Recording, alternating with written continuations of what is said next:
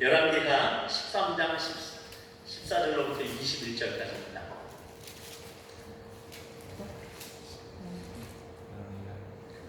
구약 584페이지, 586페이지, 예, 586페이지. 구약 열왕기하 13장 14절에서 21절입니다.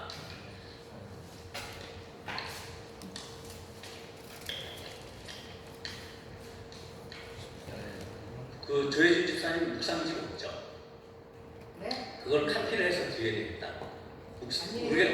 우리가 이 설교가요, 우리가 갖고 있는 그 묵상집이 있어요. 거기에 내용을 이제 그 비슷한 날짜 해가지고 제가 설교 말씀을 정하는 거라 그 묵상집을 보면 미리 이 성경을 읽어보시거나 이해할 수가 있죠.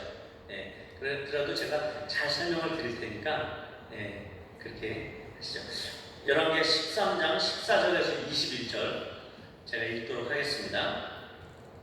엘리사가 죽을 병이 듦에 이스라엘의 왕 요아스가 그에게로 내려와 자기의 얼굴에 눈물을 흘리며 이르되 내 아버지여 내 아버지여 이스라엘의 병거와 마병이여 하며 엘리사가 그에게 이르되 활과 화살들을 가져오소서 하는지라 활과 화살들을 그에게 가져오매 또 이스라엘 왕에게 이르되 왕의 손으로 활을 잡으소서 하매 그가 손으로 잡으니 엘리사가 자기 손을 왕의 손 위에 얹고 이르되 동쪽 창을 여소서 하여 곧 열매 엘리사가 이르되 쏘소서 하는지라 곧 쏘매 엘리사가 이르되 이는 여호와를 위한 구원의 화살 곧 아람에 대한 구원의 화살이니 왕이 아람 사람을 멸절하도록 아벡에서 치리이다 하니라. 또 이르시되 화살들을 집으소서 곧 집음에 엘리사가 또 이스라엘 왕에게 이르되 땅을 치소서 하는지라. 이에 3번 치고 그친지라. 하나님의 사람이 노하여 이르되 왕이 대여섯 번을 칠 것이니이다. 그리하였더면 왕이 아람을 진멸하기까지 쳤으리이다. 그런즉 이제는 왕이 아람을 3번만 치리이다 하니라. 엘리사가 죽으니 그를 장사하였고 해가 바뀌매 모압 도적대들이 그 땅에 온지라. 마침 사람을 장사하는 자들이 그 도적대를 보고 그의 시체를 엘리사의 묘실에 들이던짐에 시체가 엘리사의 뼈에 닿자 곧 회생하여 일어섰더라. 아멘. 성경은 참 재밌는 구절들이 많아요. 그죠? 이것도 오늘 상징적인 이야기들이 막 등장을 하는데 이걸 재밌게 보면 엄청 재밌는 구절들이에요. 그렇죠? 근데 언뜻 보면 또 너무 어려워. 이게 무슨 뜻인가? 이게 활을 왜 잡으라 그러고 뭐 왜 동쪽 창문을 또 열라 그랬는지 서쪽 창문은 안 돼요. 서쪽 창문 열어도 되는데 왜 또 굳이 동쪽 창문을 열라 그러는지. 아니 세 번을 치면 됐지. 뭐 우리 보통 3번 치면 되잖아요. 대여섯 번을 치자 그래도 아니 2-3번 차인데 왜 이렇게 또 화를 내는 건지 참 성경이 이해할 수 없는 구절들이 너무 많아요. 그리고 이제 엘리사가 죽고 난 다음에 그 이스라엘 민족들은요 묘지가 이런 바위 같은데 굴을 파요. 그래가지고 이제 그 막벨라 굴처럼 아브라함의 그 사례도 거기에 묻혔고 아브라함도 묻혔던가 막벨라 굴처럼 굴을 파가지고 거기에 그 가족들, 친족들의 묘실로 삼아가지고 그 사람을 집어넣는단 말이에요. 근데 그 사람이 죽고 나서 뼈만 남게 되면 항아리 같은 데다 별도로 보관하고 또 다른 가족들을 거기다 집어넣어서 장사하는 그런 묘지들이거든요. 그러니까 오늘 이 굴도 보면은 이 묘실도 보면은 그렇게 엘리사와 관련된 사람들이 이렇게 그 안에 묘실에 있었겠죠. 그런데 그때 모압이라고 하는 그 이웃 나라에 그 나라 중에서도 그냥 일부 이렇게 도적대들이 돌아다닌단 말이에요. 이제 베두인족이니 이런 그 상하게 그 도적대들이 있는데 이 도적대들이 갑자기 오게 되니까 이 사람들이 상여를 지고 우리나라 말로 하면 상여를 지고 장사를 지내러 어떤 굴 쪽으로 가는데 이 도적대들이 나타난 거야. 그러니까 어떻게 도망가야 되잖아요. 그러니까 멀리서 도적대들이 막 낙타를 타고 막 먼지를 팔팔팔 풀리면서 이렇게 오잖아요. 그러니까 어떻게 해요? 이 시체를 엘리사가 있었던 그 묘실에다 훅 던지고 막 도망을 간 거야. 그 모양을 표현한 거예요. 그러니까 어떻게 해요? 그 시체가 벌떡 일어났어요. 참 웃기는 일이죠. 그 시체는 어떻게 됐을까요? 도적대들한테 뭐 저기 물건을 뺏겼을 거예요. 어찌됐든 그런 얘기는 안 나와요. 이제 구속사적인 얘기, 중요한 얘기를 이제 이걸 통해서 뭔가 던져주려고 한 기록을 해놓은 것이기 때문에 그런 어떤 구속사적인 얘기나 우리의 교훈을 위한 얘기나 이런 얘기를 위해서 이런 것들을 써놨단 말이에요. 자, 오늘은 그래서 이 엘리사의 임종사건과 관련된 의미를 한번 살펴보고 같이 기도를 했으면 좋겠습니다.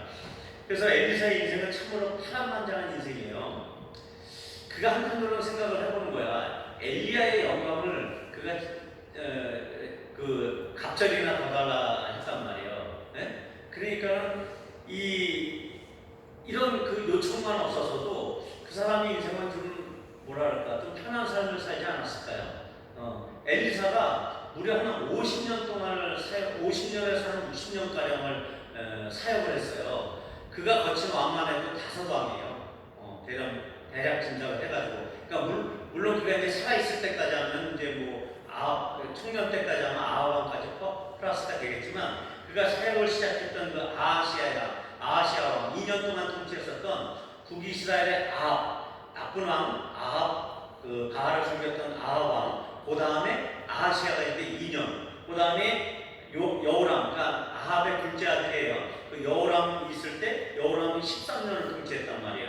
그 다음에 예후가 구테타를 일으키잖아요. 그래서 예후 때 28년, 그 다음에 예후의 아들인 여호야스가 17년, 그 여호야스 아들 요아스가 16년. 대략 따지고 보면은 이들이 통치하는 것 따지면 58년 정도인데 이게 이제 그 석정이라고 해가지고 전 왕이 있으면 그 다음 왕과의 같이 통치하는 기간들이 2년, 3년 이렇게 있단 말이에요. 그런 것들을 대략 뺐을 때 58년이 아니고 한 50년에서 많게는 한 60년 정도를 엘리야가 이 왕들의 시대에 5명의 왕들의 시대에 그 사역을 했을 것이다. 그런데 이 엘리야의 주된 사역이 뭐예요? 외국으로부터 적군들이 침투를 한단 말이에요. 그때 이스라엘의 병거요, 이스라엘의 말로서 이스라엘을 지키는 자로서 역할을 했단 말이에요. 그럼에도 불구하고 엘리사도 역부족이 있었죠. 왜냐하면 이들이 워낙 하나님을 떠나 있었기 때문에 하나님께서 허락하시는 그 전쟁 가운데 엘리사가 그런 그 전투를 허용할 수밖에 없었던 일도 있었지만, 자, 오늘 어쨌든 엘리사의 사역을 보면 한 14가지에서 15가지 정도의 기적을 베풀었단 말이에요. 처음에 엘리야의 겉옷을 가지고 요단강을 훑고 죽은 여인을 살리고 물을 달게 하고 그 독에 들어갔던 그 죽에다가 풀죽을 끓여 먹었는데 거기서 독이 있으니까 거기다가 가루를 쳐가지고 살게 하고 이런 여러 가지 기적이 한 14에서 15가지를 볼 수가 있는데 이런 기적까지 행하면서 엘리사가 이제 사역을 했단 말이죠. 그렇게 엘리사가 이런 그 파란만장한 인생, 여러 가지 하나님을 나타내는 그게 이제 행위 계시라고 하는데 하나님을 나타내기 위해서는 우리가 말씀을 듣고서 이렇게 말씀을 선포할 때 하나님을 깨닫게 되잖아요. 하나님을 보게 된단 말이에요. 우리가 가서 복음을 전할 때 말씀으로 전하잖아요. 하나님이 세상을 이처럼 사랑하사 독생자를 당신에게 줬습니다. 이렇게 하나님의 말씀을 가지고 전할 때 그 사람들이 하나님을 보는 것을 말씀의 계시, 그걸 이제 말씀 계시라고 하고, 그렇지 않고 엘리사처럼 이적을 행하는 거야. 지금도 우리가 신유의 의사나 이런 게 있잖아요. 이런 걸 행위 계시라고 그런단 말이에요. 이런 행위 계시를 통해서 하나님을 그 시대에 계시를 했어요. 그리고 하나님이 주시는 말씀을 선포를 했는데 주로 엘리사 같은 경우는 이렇게 이적을 통해서 행위 계시를 통해서 하나님이 어떠하신 분인가를 우리가 그때 배웠잖아요. 하나님의 어떤 대리자로서 하나님을 나타내시는 그 대리자로서 하나님을 표현하고 있었던 그 엘리사를 볼 수가 있었잖아요. 그런 것처럼 행위 계시로서 이렇게 하나님을 나타내던 사람이었단 말이에요.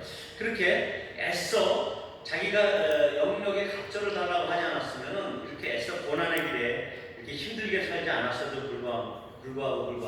그럼에도 불구하고 이렇게 하나님을 신실하게 따르는 사람들에게는 악한 마귀의 방해가 늘 있기 때문에 있기 마련입니다. 그래서 엘리사를 죽이려고 아람의 왕이 베나다시 군사들을 쫙 보내잖아요. 엘리사의 그 집 있는 데로 이렇게 싹 사람들을 보내잖아요. 그럼에도 불구하고 그들을 눈멀게 해가지고 사마리아까지 끌고 간단 말이에요. 그건 뭐냐면 엘리사의 영성이 마귀의 공격보다 훨씬 뛰어났다는 것을 보여주는 것이에요.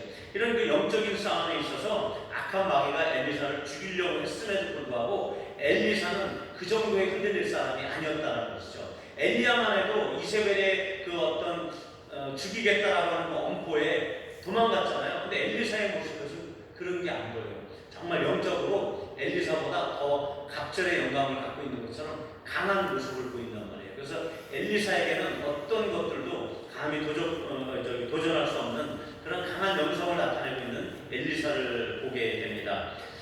그래서 선지자 엘리사처럼 아무리 악한 상황에서도 더욱 기도하고 악한 무리들을 제압하고 하나님의 능력을 체험하도록 하는 것이 하나님의 큰 뜻이다라는 것을 여러분들이 기억을 하셔야 돼요. 그러니까 엘리사는 그 이스라엘의 왕조와 되도록 유대 관계를 가지려 했단 말이에요. 지극히 악한 그 이세벨이 살았던 그 아합 시대에는 엘리야와 엘리사가 그 아합 왕조가 적대적인 관계를 유지했지만 그래도 이 아합의 그 아들이 그 여호람 때에는 아합의 우상을 회파를 했잖아요. 아세라 우상도 회파했고. 그러니까 아합 섬기던 것에서 떠났어요. 물론 이제 단과 베델에서 황소를 섬기는 그 우상에서는 떠나지 못했지만 그 바알의 그 신당은 회파를 했단 말이에요. 그렇기 때문에 그래도 엘리사가 이 이스라엘 왕조랑 좀 유대 관계를 유지하려고 하지 않았나 이런 생각이 들고, 특히 이 엘리사 같은 경우는 이 북이스라엘 이스라엘 민족에 대해서 아주 애착을 갖고 있었어요. 그 사랑하는 마음이 곳곳에 표현되는데 특히 그 아람 왕, 그 시리아의 왕인 그 하사엘에게 기름을 부으기 위해서 하사엘에게 네가 왕이 될 것이다 이렇게 얘기할 때 어떻게 해요?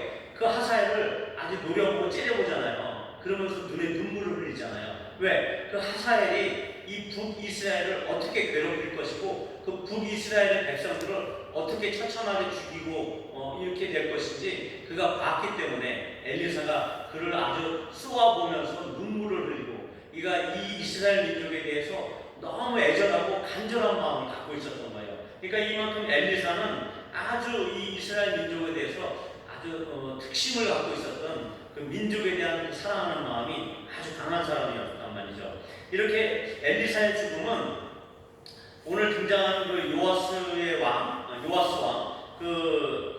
그 요아스 왕의 아들이 여로보암 2세예요.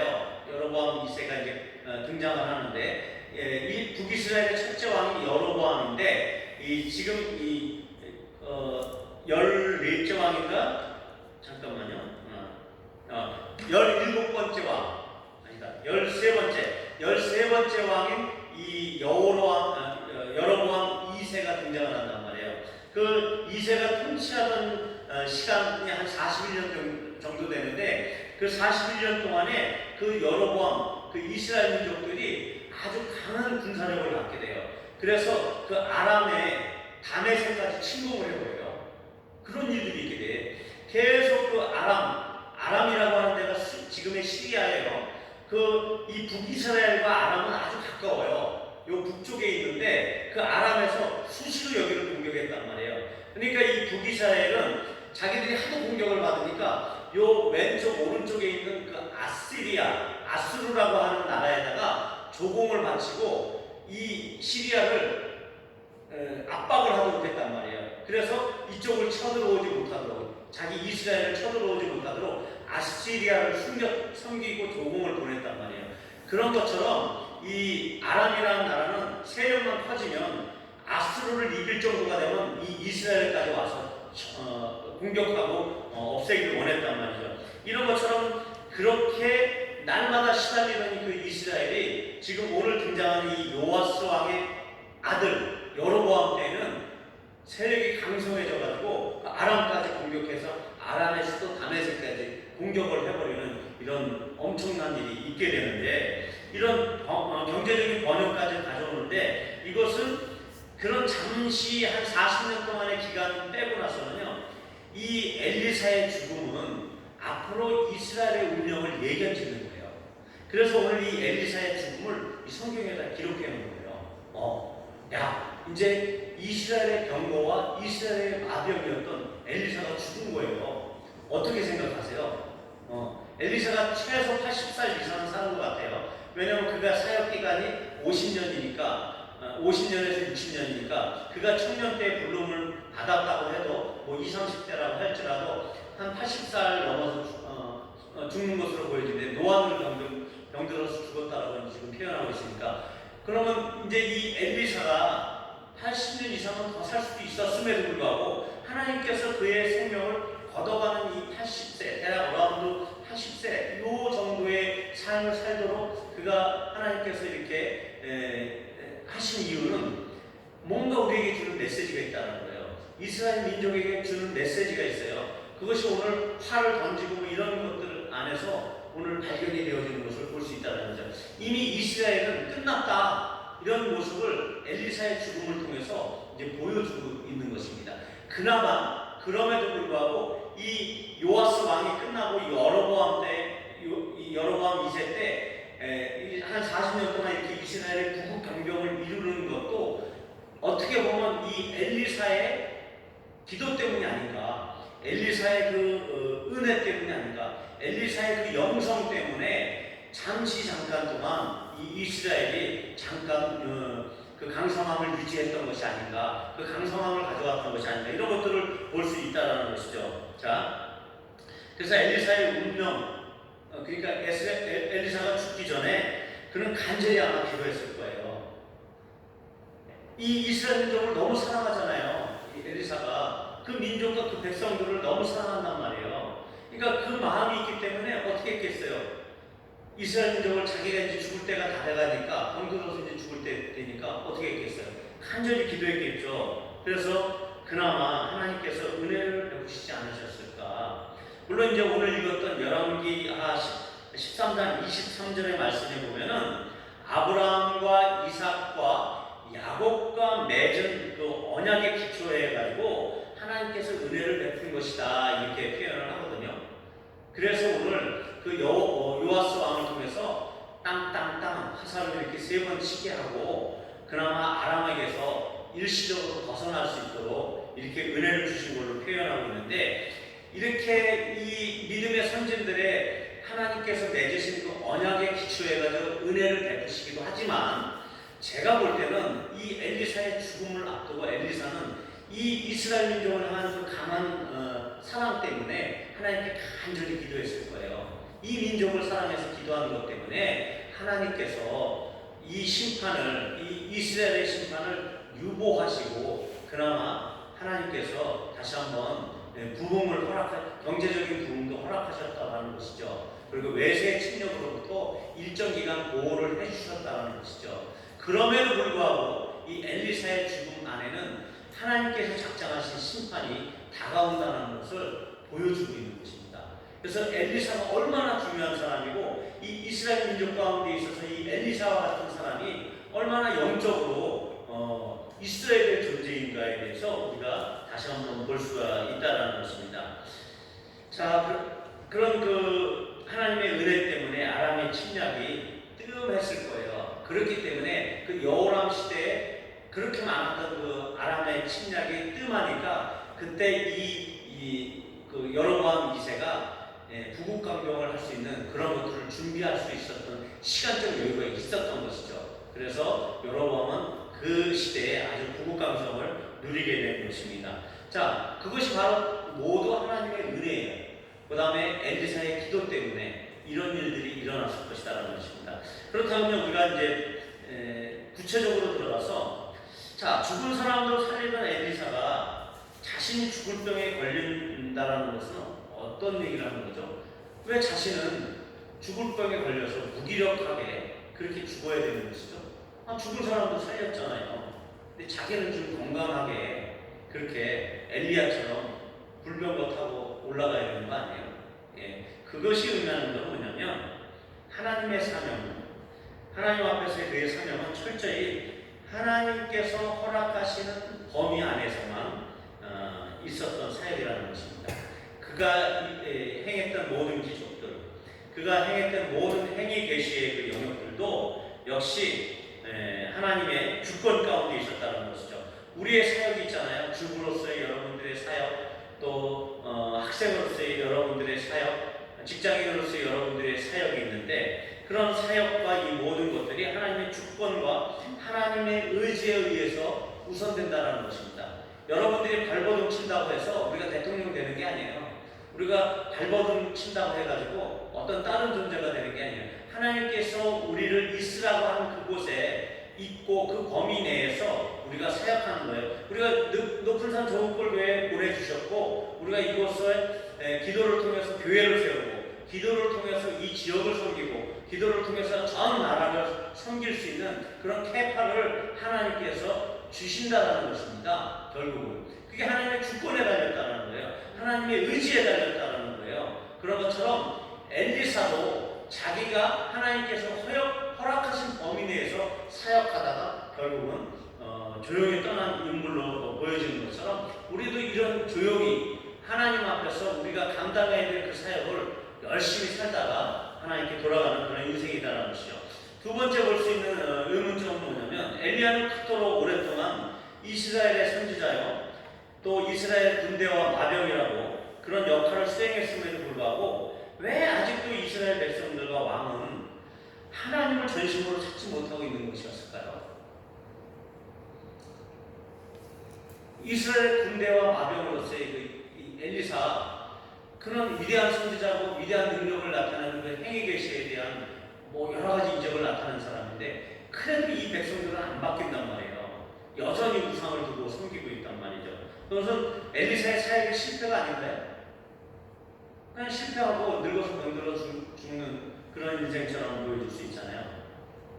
근데 반대로 생각하면 선한 시대, 선한 왕이 있는 그런 시대의 나라가 존재했었다고 하면 그런 시대에는 하나님을 전심으로 찾는 그런 나라의 왕이 있었다고 하면 그런 시대는 엘리사가 필요했을까요? 필요 없었겠죠. 그렇게 생각하시면 돼요. 하나님으로 인해서 충만한 삶이 아니고 하나님을 적당히 떠나 있는 그런 삶을 이야기하는 겁니다. 그래서 그런 상태는 어떻게 보면은 진공 상태죠. 공허한 상태예요. 그런 사람들의 마음에는 탐욕이나 그 세상의 무력이나 또 아니면 물질 맞는 정신 이런 것들이 그 안에 채워지려고 할 거란 말이에요. 그러니까 이 시대를 사는 크리스찬들에게도 역시나 이런 공허한 상태, 하나님으로 충만하지 않은 그런 상태를 살 수 있다는 것이죠. 그런 상태의 삶이라고 하면 역시 이 시대에도 선지자가 많이 필요하다는 것을 의미합니다. 이해되시죠? 이 시대가 하나님을 전심으로 찾지 않기 때문에 엘리사와 같은 사람이 필요하다는 거예요. 그래도 여전히 사회는 안 바뀌어요. 그러니까 어떻게 해야 돼요? 엘리사와 같은 사람이 더 많이 나와야 돼요. 그 엘리사 시대에 그 선지자들의 그 양성소가 있었잖아요. 선지자 훈련학교가 있었잖아요. 그럼에도 불구하고 엘리사 이후에 등장하는 선지자들을 몇 못 봐요. 그 청년 하나가 예후에게 기름을 붓기 위해서 엘리사가 심부름을 시키는 장면 외에는 어떤 선지자가 엘리사처럼 나타나서 활동했다라고 하는 게 보이질 않는단 말이에요. 그럼에도 불구하고 선지자들이 있었던 것이거든요. 자, 이런 것처럼 많은 선지자가 있지만 이 한국 땅 가운데 많은 목사님들이 있고 많은 성도들이 있지만 하나님을 전심으로 찾고자 하는 그런 성도들이 있지만 우리 높은 산 좋은 꼴 교회 이런 훌륭한 성도들처럼 정말 엘리사처럼 그 영역을 갖추고 영적으로 깨어서 기도하는 그런 성도들을 하나님께서 요청하신다는 메시지입니다. 아멘. 그렇죠? 그래서 엘리사의 사역이 실패한 게 아니에요. 엘리사처럼 우리도 이런 그 기도하는 일꾼으로서 이 교회를 섬기고 이 지역을 섬기고 나라와 전 세계 열방을 책임지는 그런 영적인 거인들이 되기를 원하신다라고 하는 하나님의 메시지가 담겨져 있지 않나 이렇게 생각이 됩니다. 아멘. 일반적인 신앙인들로 하여금 어떻게 보면 또 믿지 않는 사람들로 하여금 하나님을 그들이 알게 되거나 하나님을 더욱 깊이 체험할 수 있도록 하는 그런 영적인 부흥들이 일어나야 하는데 이런 영적 부흥을 일으킬 만한 인재들이 많이 나오기를 그리고 우리가 그것을 위해서 기도해야 된다는 것이에요.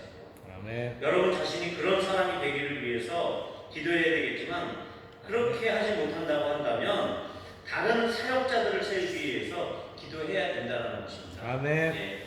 자, 우리가 또 질문 하나 또 해볼 수 있어요. 왜 엘리사는 이스라엘을 위한 그 구원의 화살, 엘리사가 요아스 보고 화살과 활을 가져오라고 그러잖아요. 그러면 화살을 들라고 하고 그 다음에 팅 하고 화살을 쏘라고 하잖아요. 동쪽 창문을 열어서 탕 쏘라고 하잖아요. 먼저 1차적으로 쏜단 말이에요. 그래서 그것을 이스라엘을 위한 구원의 화살로 표현하고 있고 여호와의 구원의 화살이라고 그렇게 표현할 수도 있음에도 불구하고 오늘 표현에는 뭐라고 나와 있죠? 한번 보세요. 오늘 표현에는 무슨 화살로 되어 있죠? 17절에 보면 누구를 위한 구원의 화살이라고 표현되어 있어요? 이스라엘을 위한 구원의 화살이에요? 아니면 아람을 위한 구원의 화살이에요? 네. 거기 뭐라고 나와 있는데? 17절에 여호와를 위한 구원의 화살이에요. 아니 웃기지 않아요? 아니 동쪽 창문이라고 하는 것은 아람 쪽을 얘기하는 거예요. 네. 아람 쪽을 향해서 화살을 쏜다는 것은 아람을 공격하겠다. 아람을 공격하겠다라고 하는 하나님의 의도가 표현되고 있는데 거기에다가 무슨 말을 그러면 여호와의 구원의 화살 이렇게 표현하거나 이스라엘을 위한 구원의 화살 또한 뭐 아람에 대한 구원의 화살 이렇게 써야 되잖아요. 네? 아벡에서 멸절시키는 화살 뭐 이런 식으로 표현해야 되는데 아벡 전투에서 이기게 하는 그런 화살이라고 표현해야 되는데 오늘 표현은 뭐냐면 여호와를 위한 구원의 화살이라는 거예요. 여호와를 위한. 왜 하나님을 위한 구원의 화살이에요? 하나님의 열망을 나타내는 겁니다. 하나님께서 이 이스라엘 민족이 아직까지 또 행하지 못하는 하나님을 전심으로 찾지 못하고 그냥 우상과 겸하여 하나님을 찾고 있는 이들의 행태에 대해서 너희들이 빨리 벗어나서 정말 저 아람이라고 하는 저 군대가 너희들한테 와서 공격할 수밖에 없었던 그런 환경들을 벗어나가지고 너희들이 이제는 그런 아람이라고 하는 큰 군대를 무찔러 아주 진멸하기까지 가서 공격할 수 있는 그런 큰 사람들이 됐으면 좋겠다 라고 하는 하나님의 그 승리에 대한 열망 우리 이스라엘 민족들이 강하고 담대하게 일어나서 그 우리를 향해서 달려오는 그 환경들과 그 대적들을 향해서 무찌르고 나아가서 승리를 결코 얻어내는 그것도 아주 대단한 큰 승리를 얻기 원하는 그 하나님의 열망이 여기서 담겨져 있는 거잖아요. 그래서 여호와를 위한 화살이에요. 하나님은 그만큼 승리를 애전히 바라고 있는 거예요. 우리가 강하게 되어가지고 모든 환경의 어려움들을 뛰어넘어서 모든 대적들을 물리치기를 원하는 그 간절함이 이 한 구절 안에 나와 있는 것이죠. 아멘. 하나님께서 우리가 승리하기를 간절히 원하고 있는 것이다. 아멘.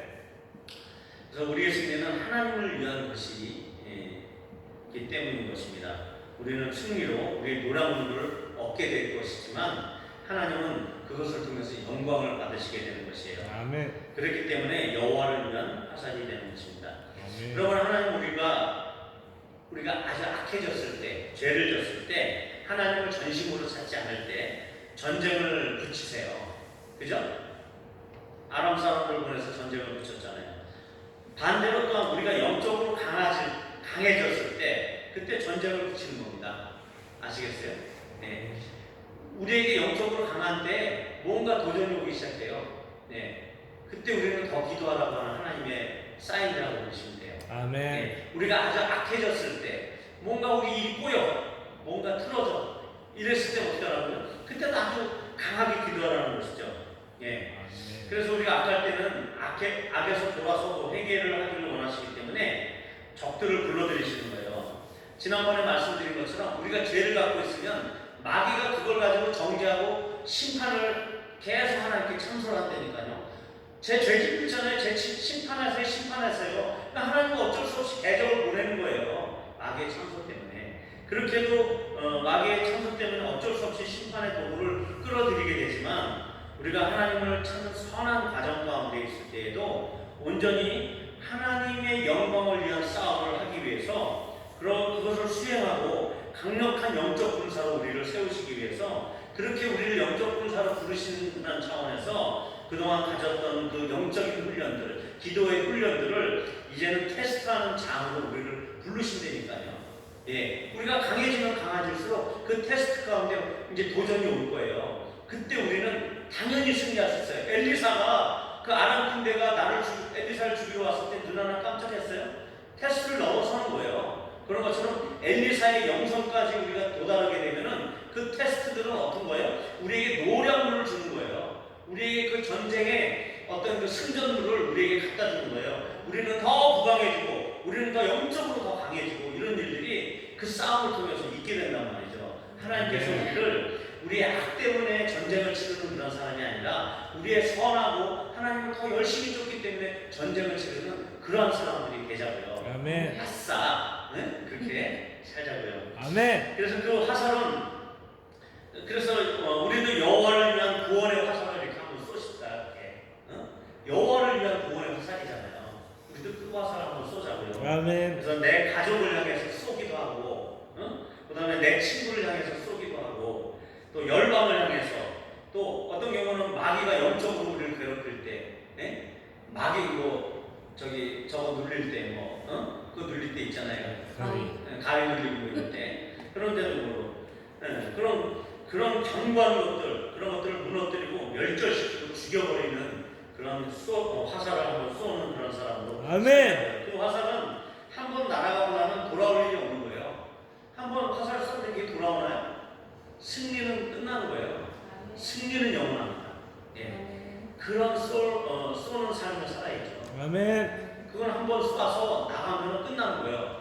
이미 전쟁이 선포됐고 승리가 선포된 거예요. 하나님께서 요아스를 통해서 너 지금 화살 쏴라 동적으로 끝난 거예요. 아멘. 승리했다는 거예요. 그걸 보셔야 돼요. 우리 인생에서는 지금 어떤 대적이 와서 우리를 건드리고 있다. 마귀가 와서 나를 건드리고 있다. 화살을 쏘세요. 근데 끝나는 거예요. 마귀가 이제 보이지도 않아.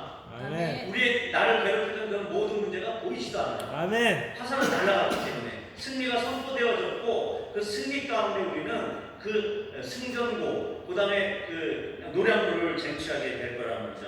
그래서 우리의 전투는 승리를 보장받는 전투고 힘써서 영적 전쟁의 승리를 이룰 수 있는 그런 전쟁입니다. 전쟁을 하고 나서 패배한다라고 비참한 전쟁 아니에요. 그죠? 근데 승리를 보장받고 있는 전쟁이라는 것입니다. 자, 한 가지 더 질문해 볼게요. 자, 공격 무기인 이 화살로 쏜다는 건 이해가 됐잖아요. 근데 왜 그 화살을 땅으로 이렇게 치라고 했던 것일까요? 왜 그랬을까요? 괜찮아, 놔두세요. 안 깨졌으면 돼. 깨졌으면 어때? 저기가 리모컨이 떨어졌나? 자, 화살을 들고서 땅바닥을 치라고 하잖아요. 몇 번 쳤죠? 3번 쳤잖아요. 근데 엘리사가 몇 번 안 쳤다고 노했잖아요. 5번 안 쳤다고. 화를 낸 거예요, 아주. 왜 화를 내요, 엘리사가? 왜 땅을 쳐야 되죠? 화살을? 그 배경이 있어요. 그리스 헤라의 그 알렉산더 대왕 있죠. 네. 그 지중해 일대를 세계 최초로 정복한 이 알렉산더 대왕 있잖아요. 그러니까 세계 정복을 했던 최초의 왕이 알렉산더는 그렇잖아요. 그 알렉산더가 페르시아를 침공하려고 딱 그 로나 해변이라는 데에 딱 도착을 했대요. 그리고 도착하자마자 자신의 창을 그 페르시아 땅을 향해서 딱 한번 던져요. 딱 그래가지고 딱 꽂히잖아요.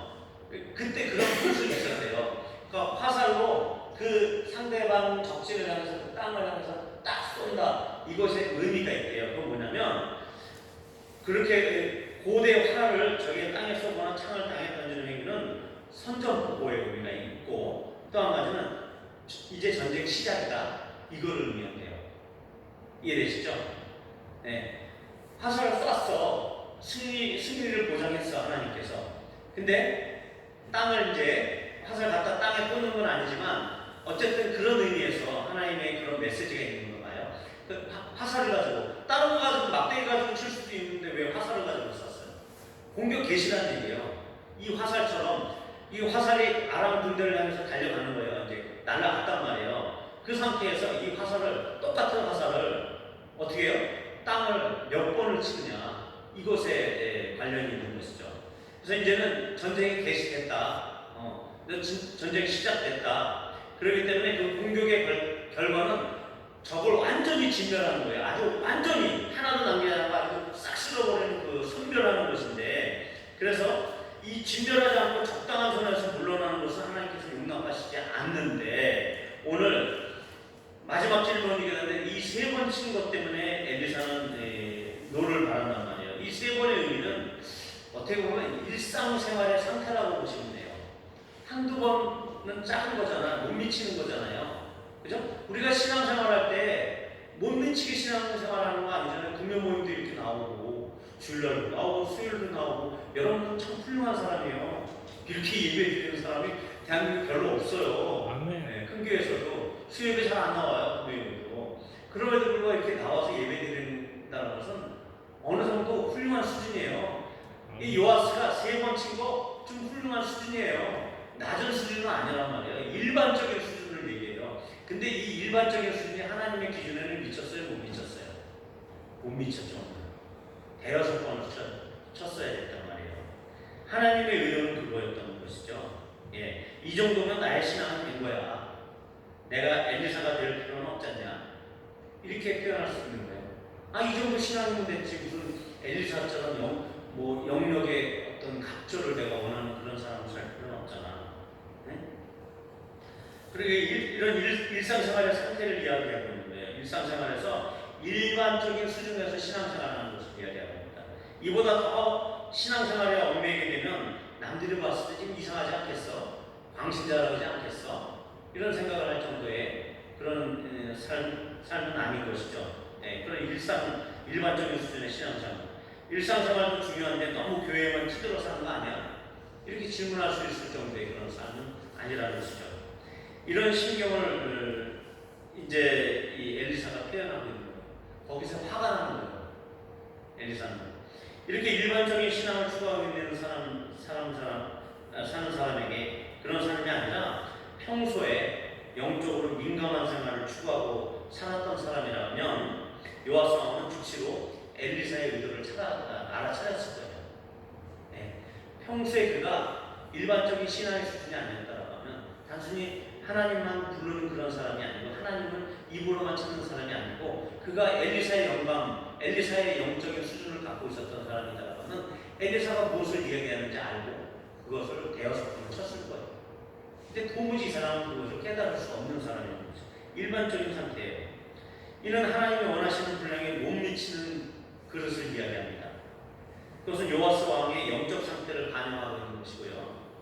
이미 그의 상태에서는 부어질 수 있는 그 하나님의 은혜를 담을 그릇이 그것밖에 안 된다는 것이에요. 그래서 그것밖에는 못 내리친 거예요. 아주 상당히 일반적인 수준입니다. 모자라지는 않아요. 하지만 하나님의 기준에는 상당히 모자란 상태를 보여주고 있는 거예요. 그가 봤을 때 모자라지 않죠. 일반인이 봤을 때도 일반적으로 모자라지는 않지만 그렇다고 하나님 앞에서 충분한 상태도 아니라는 것이에요. 그 요아스와 같은 사람의 상태는 우리가 신약 성경에도 보면 혈통으로나 육종으로나 사람의 뜻으로 나지 않냐고 오직 하나님께로부터 난다라고 하는 그런 것을 알지 못하는 사람이에요. 예, 그런 것들은 도무지 알지도 못하는 영적인 소경의 상태를 나타내고 있는 사람이 바로 요아스예요. 엘리사처럼 혈통으로나 육종으로 나지 않고 사람의 뜻으로도 나지 않고 하나님께로부터 난다는 것을 알 수 있는 그런 영적으로 민감한 그런 상태의 수준에 있는 사람이었을 때 그 사람이 대여섯 번을 치는 거예요. 이 사람에게 이런 걸 요구해도 못할 사람인 것을 이미 알고 있는 거예요. 얼마나 답답했겠어요, 엘리사가. 엘리사처럼 이렇게 영적으로 민감한 사람에게는 그 이스라엘 민족이 그가 두세 번만 더 쳤어도 그 이스라엘 민족이 그가 사랑하는 그 이스라엘 민족들이 더 아람으로부터 벗어나고 더 행복한 삶을 살 수 있었음에도 불구하고 그 이유 없는 그 아람의 공격으로부터 노출되게 되는 이 모든 것들이 이 요아스 왕 한 사람의 영적 상태 때문에 결국은 그들이 필요 없는 전쟁의 어떤 희생물이 돼버린단 말이죠. 이런 것처럼 우리 한 사람의 영적 상태가 우리나라를 바꾼다니까요. 예, 이것을 오늘 우리에게 주는 메시지라고 보시면 되는 겁니다. 이 사건을 좀 더 깊이 생각해 보면 우리가 평소에 하나님께 예배드리는 삶이 중요하지 않은 게 아니라는 얘기예요. 이해되세요?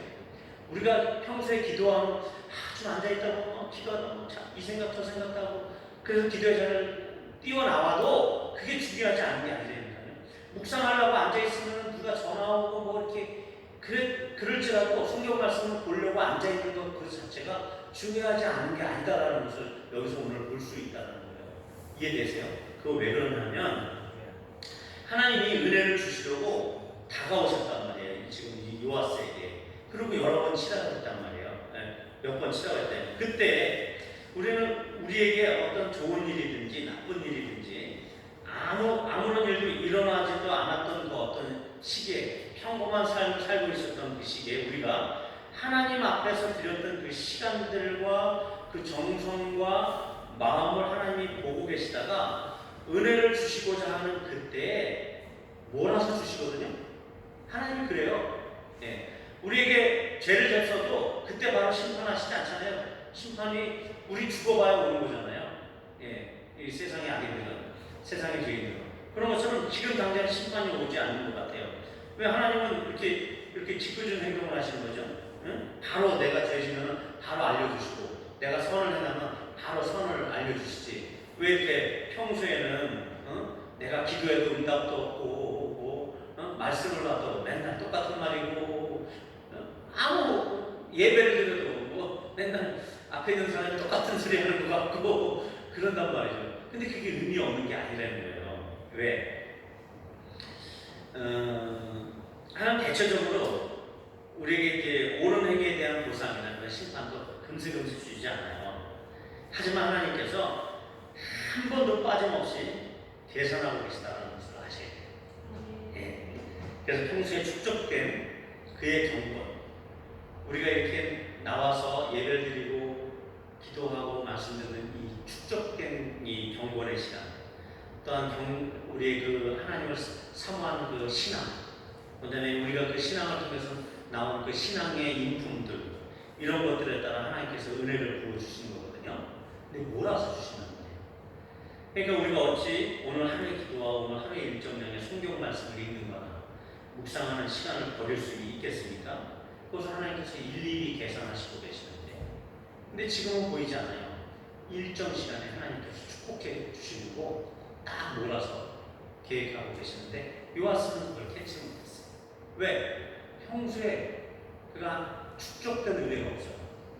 평소에 그가 하나님 앞에서 깨어있지 못하니까 엘리사가 그 말을 해도 그 말의 뜻을 모르는 거예요. 그러니까 결국은 자기가 자기의 삶을 자초한 거죠. 그 축복이 와도, 그 놀라운 축복이 와도 자기가 하나님의 자리를 먼저 떠났던 사람이기 때문에 하나님의 축복의 자리 가운데 그 축복을 온전히 누릴 수 없는 그 그릇밖에 못 된다는 것이죠. 그래서 오늘 요아서의 이 이야기를 통해서 우리가 배울 점이 많이 있는 것입니다. 예. 반대로 하나님께서 우리 악행에 대해서도 하나님의 심판의 정도를 강하게 하시거나 경하게 하실 것에서 계산하고 계실 것입니다. 그리고 또 우리 현세에 짓는 삶에 있어서도 하나님은 죄의 값을 치르게 하세요. 우리가 예를 들어서 도둑질을 했다, 그럼 거기에 대한 값을 치르게 하신단 말이죠. 그러니까 영원한 영벌은 아닐지라도 이제 그 부분에 대한 것은 이제 시간이 없으니까 좀 넘어가고, 그래서 어쨌든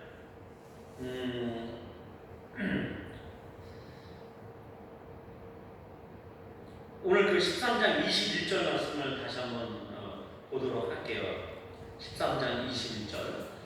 자, 장례를 치르러 매장지로 가던 그 사람들이 모압의 그 도적들을 피해가지고 그들의 시체를 엘리사의 뼈가 있던 물실에 던졌다는 것으로 이제 설명이 돼서 나오잖아요. 예. 그래서 1년이 넘어서 뼈만 남아있는 그 엘리사의 시신의 그 시체가 닿자마자 즉시로 다리에 힘이 생기고 생기가 돌아와가지고 살아나버린다는 거죠. 왜 하나님이 이런 장면을 연출하고 계시는 것일까요? 엘리사의 죽음과 연달아서 이 기록을 하고 있거든요. 아까 엘리사의 죽음은 무엇을 의미한다고 했죠? 그의 영성이 결국은 그의 영성 덕분에 그 이스라엘이 일시적으로 번영을 받고 그 이스라엘을 향한 그의 열정과 사모하는 마음과 그 기도 때문에 하나님께서 심판을 좀 물려주시는 이런 상황들을 보게 됐다고 얘기했잖아요. 그리고 요아스를 보면서 결국은 우리의 신앙생활에 평소에 우리의 신앙과 경건의 삶을 통해서 결국은 하나님께서 몰아서 주시는 그 은혜와 축복을 우리가 축적해 놓는 그런 그릇으로 만들어가고 있다라고 지금 말씀을 드리고 있는데, 그런 이야기들과 연결시켜서 이런 그 엘리사의 죽음과 이 땅 시체가 일어나면 죽음이 다시 생명을 얻게 되는 이 일들을 하나님께서 이 장면을 통해서 무슨 메시지를 주려고 이 장면을 연출하고 있는 것일까요? 엘리사가 죽어서 도둑질들이 들끓는 그런 도둑질들이 오고 있잖아요. 그런 들끓는 시대와 같은 이 세상이에요. 지금 이 시대가, 우리가 살아가는 시대가 다 도둑질들이 들끓고 있단 말이에요. 그리고 암흑의 시대란 말이에요. 그리고 재정의 결핍이든 우리가 이제 일을 하다 보면 업무 실적이든 어떤 내가 빚을 지고 있으면 어떤 빚쟁이나 빚이든 무언가에 쫓겨서 우리가 숨어 들어가는 것이 필요하단 말이에요. 그런 것들을 피해서 가야 될 것인데, 그러면 숨어 들어갈 것이 결국은 무덤밖에 없어요. 그럼 결국 숨어 들어갔다는 것이 결국은 무덤과 같은 그런 이 시대에서 크리스찬으로서 산다는 것이 너무도 힘들게 살 수밖에 없었는 그런 수많은 적들이 준비해 있는 이 시대가 바로 우리의 시대와 같다는 거예요. 그게 바로 엘리사의 시대였고, 그런데 이 엘리사의 시대에 그가 시체가 들어갔던 그 무덤가에서 누구를 만났어요? 엘리사의 영성을 만났습니다. 그렇죠? 엘리사는 죽었어도 엘리사의 영성은 그 땅에 머물고 있었어요. 그 무덤과 같은 그 흑암과 그 굴속 가운데서도 뼈만 앙상하게 남은 그 엘리사의 뼈 가운데에서 엘리사의 영성이 존재하고 있었던 것이죠. 대단한 거 아닙니까? 엘리사가 죽고 없는 상태라고 한다면, 그를 만날 수 없는 그런 상태라고 한다면, 그의 영성을 갈구하고 그 영성에 도달하기 위해서 어떻게 해야 되겠다는 얘기예요. 그 영성을 본받아서 우리도 기도하라는 얘기입니다. 우리가 죽어갈 것 같은 그런 상황과 죽을 것 같은 심령과 우리 영혼이 이렇게 가난해지고 하나님으로 부여하지 못한 그런 상황들 가운데서도 엘리야의 영성을 위해서 기도하게 된다면, 다시 한번 우리가 영적인 전사로 하나님께서 우리를 화살을 쏘는 자로 아람을 향해서, 적을 향해서 활시가 이게 당겨져 가지고 이제는 승리를 보장받은 사람으로서 영적 완전한 전사로, 강한 군사로 설 수 있는 그런 삶이 되기 위해서는 이렇게 엘리야의 영성을 우리가 만나야 된다는 것입니다. 그러니까 하나님의 에스겔의 골짜기에서 많은 뼈들과 같은 인생들, 그러니까 우리가 그런 인생들이었음에도 불구하고 여호와의 생기가 들어가서 힘줄이 돋고 근육이 생겼잖아요. 그래서 그런 새로운 힘과 새로운 능력을 받았던 것처럼 우리의 이 마른 뼈들로는 아무것도 일어나지 않아요. 우리 일생에 있어서 어떤 대적에게 있어서도 우리가 승리할 수 있는 근거가 없어요. 그럼에도 불구하고 우리가 새 힘을 얻고 새 힘줄을 얻어서 이렇게 생명력 있는 엘리사의 뼈와 같은 우리의 이 마른 뼈와 같은 존재가 생명력 있는 엘리야의 뼈와 같은 그런 뼈로 변화될 수 있는 것은 계속적으로 이렇게 하나님 안에서 기도하는 삶이라는 것이죠. 그때 하나님의 생기가 우리에게 들어와서 그 새로운 생명력으로 우리가 강한 군사가 될 수 있다는 것입니다. 우리 삶의 사망의 그림자와 같은 마음의 상태, 그런 상태가 있다면 기도의 영성으로 되돌리라는 것입니다. 그리고 생명을 낳게 하는 그런 아주 광명한 삶, 그리고 새로운 곳을 향해서 도전하고 승리하는, 그래서 그 승리를 하나님께 영광으로 돌려드리는 그런 강한 군사가 되어야 한다는 것이고, 우리 한 사람 한 사람이 한 민족의 병거로서, 한 민족의 군대와 같은 사람으로 서야 된다는 것입니다. 엘리사의 죽음 후에도 그의 영성은 남아있었던 것입니다. 그리고 우리가 이 땅을 하직하면서도 우리의 그 영성을 이 시대의 어떤 곳에, 이 땅의 어떤 곳에 우리의 영성을 남기고 가는 그런 영성의 족적을 남기고 가는 그런 사람들로 살아야 된다는 것입니다. 지금 내가 쌓고 있는 이런 경건과 예배와 이런 영성 생활과 이런 기도 생활들은 지금 보이지 않는 결과로 인해서 지금 우리가 당장 승리는 못 볼 수 있어요. 보이는 결과가 없을 수 있다고 칠지라도 결국 그 영성은 어디로 안 간다는 것입니다. 우리 이 축적된 은혜와 축적된 영성들은 결국은 우리 때가 아닌 우리의 후손 때에 있어서 그 축복이 그대로 하나님께 계산하고 계셨다가 그 그릇 그대로 우리 그 축복이 우리 후손 때에라도 미친다는 것이죠. 아니면 우리의 영적인 자손들에게 미친다는 것이죠. 우리가 전도한 사람들이나 우리 주변에 있는 우리 교인들이나 철을 날카롭게 하는 것처럼 우리가 그들에게 강한 영성으로 그들을 새롭게 하고 그들의 생명력 가운데 새로운 사람으로 새로운 또 다른 군사로 쓸 수 있도록 우리가 보이지 않게 영향력을 준다는 것이죠. 아멘. 이런 것처럼 우리가 이 세상 어디에서 생명을 낳을 것이라는 확실한 믿음을 가지고 살아야 된다는 것입니다. 분명히 하나님의 축복이 있을 것입니다. 그러니까 더욱 게을러서는 안 되는 것이죠. 아멘. 기도하고 또 기도하고 또 기도하고 말씀 앞에 서고 또 말씀 앞에 서고 시간만 되면 말씀 보시고 시간만 되면 기도하셔야 되는데요. 아멘. 앞으로는 그런 시대를 더 요구하시는 거고 그런 사람들만이 엘리사의 영성을 쟁취하는 것이죠. 어떻게 우리가 조금 기도하다 말고서 엘리사의 영성을 쟁취하겠어요? 예, 그 기도의 필요성은 너무도 필요한 것이에요. 그래서 하나님 우리의 대적들, 우리의 재정을 맡고 있는 대적들, 우리의 관계를 깨뜨리는 대적들, 우리의 환경을 어렵게 만드는 대적들, 영적으로 이상하게 눌리게 하는 그런 대적들을 이제 완전히 진멸하시길 원하시는 거예요. 아멘. 그걸 기대하고 계신 것이고, 그래서 여호와를 위한 화상이에요. 그래서 하나님이 그걸 너무 기대하세요. 그게 여호와를 위한 일이 되니까 우리가 그것을 넘어서 무찔러야 돼요. 그것을 이루지 못하는 이유는 우리의 적당한 태도 때문이라는 것입니다. 우리의 완전하고 큰 승리는 하나님을 영화롭게 할 것이고 또한 하나님께 큰 영광을 돌려드리게 될 것입니다. 그러므로 우리는 우리 생활의 모든 영역에서 꼭 승리를 해야 돼요. 학생들은 여러분들 자신이 공부를 열심히 할 뿐만 아니라 계속 공부를 할 수 있는 환경이 뒷받침되도록 그 지혜를 주시도록 어떻게 해요?